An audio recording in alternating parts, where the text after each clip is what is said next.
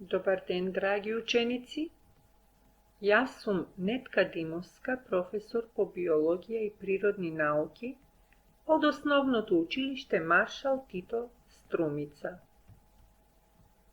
Danes učenicите od 5. отделение ќе научат за деловика и растенија што цутат.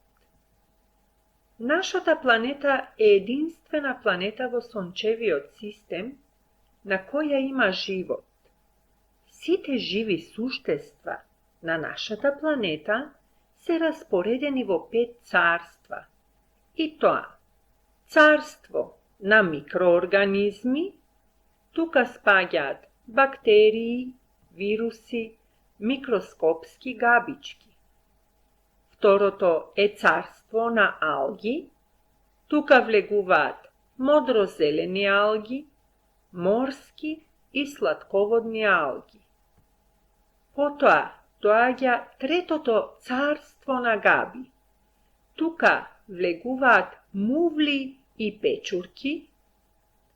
Во четвртото царство на растенија припаѓаат мовови, папрати, голосемени и скриеносемени растенија и петтото царство, царство на животни, во кое се вклучени риби, водоземци, влекачи, птици и цицачи. Што представуваат растенијата? Растенијата, исто како и животните, представуваат живи суштества. Од кои карактеристики на растенијата можеме да заклучиме дека и тие се живи суштества? Па, растенијата, исто како и животните, растат и се развиваат. Растенијата исто така се исхрануваат, иако на сосема поинаков начин од животните. Растенијата разменуваат материи со околната средина. Растенијата се движат, иако бавно и речиси незабележливо. Сепак, морам да ви кажам, кај некои растенија движењето е навистина брзо и забележливо. Таква е, например, мимозата и потоа месојадните растенија, како што е венерината муволовка, мајмунската чашичка и росика. И последна карактеристика е таа што растенијата се размножуваат и создаваат свое потомство. Цутат.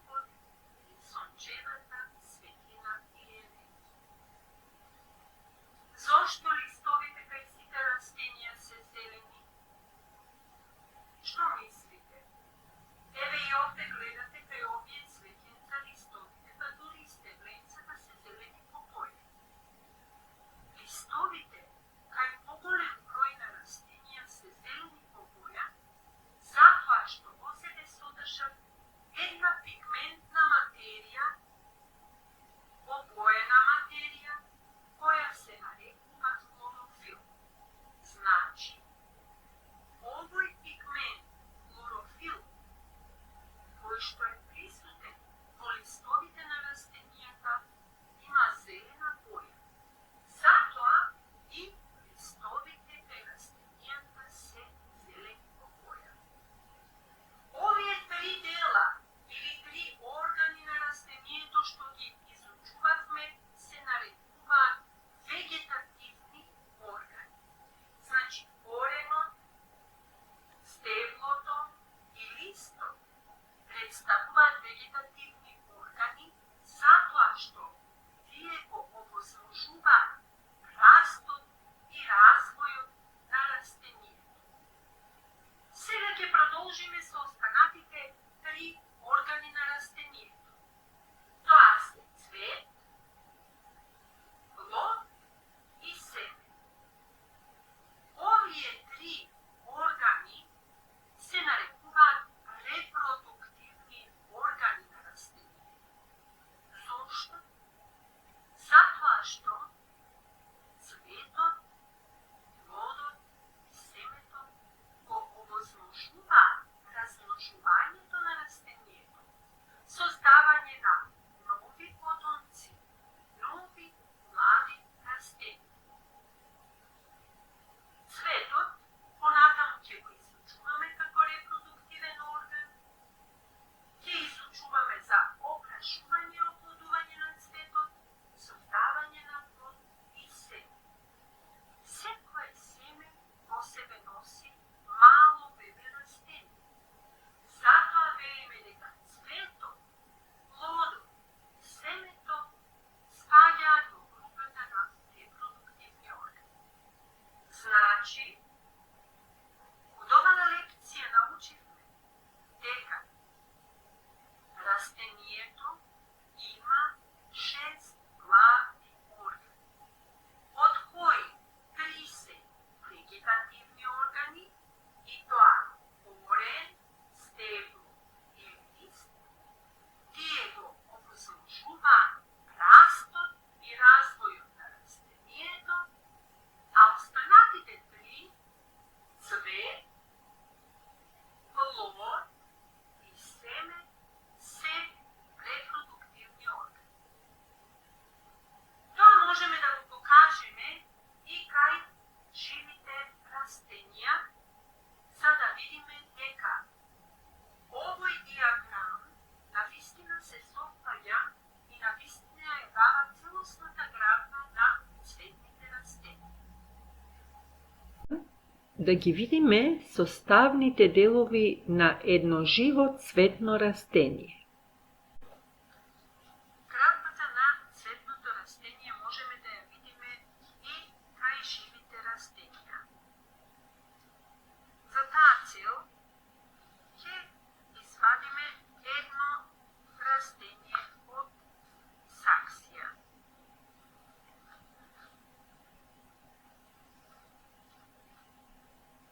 Ги гледаме основните делови на цветното растение.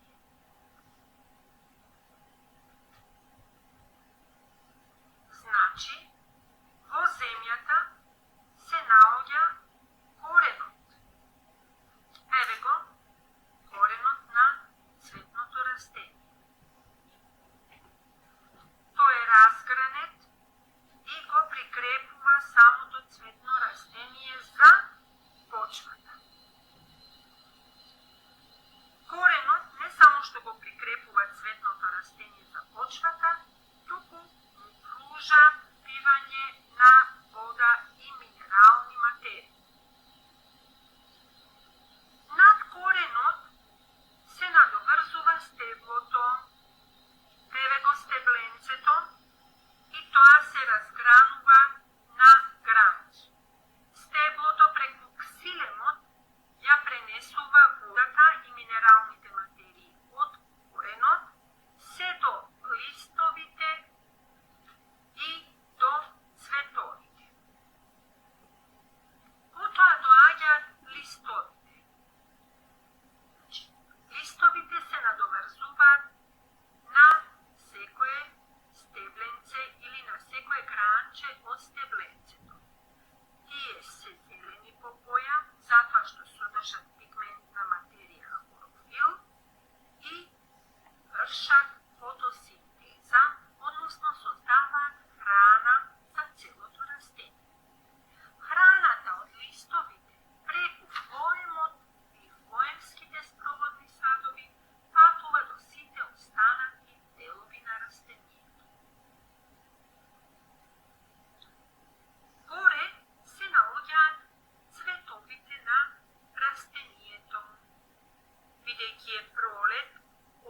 mladi cvetovi, samo što rascvetale, некои од нив се наоѓаат уште во пупка, показана пупка, и затоа не можеме да видиме создавање на плод и семе.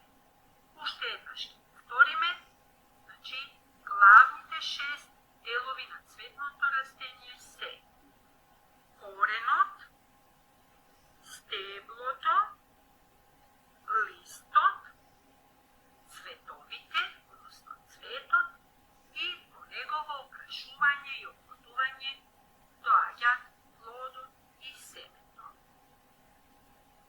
Ајде сега да повториме што сме научили. Овде имате еден диаграм кој представува цртеж на едно цветно растение, односно домат.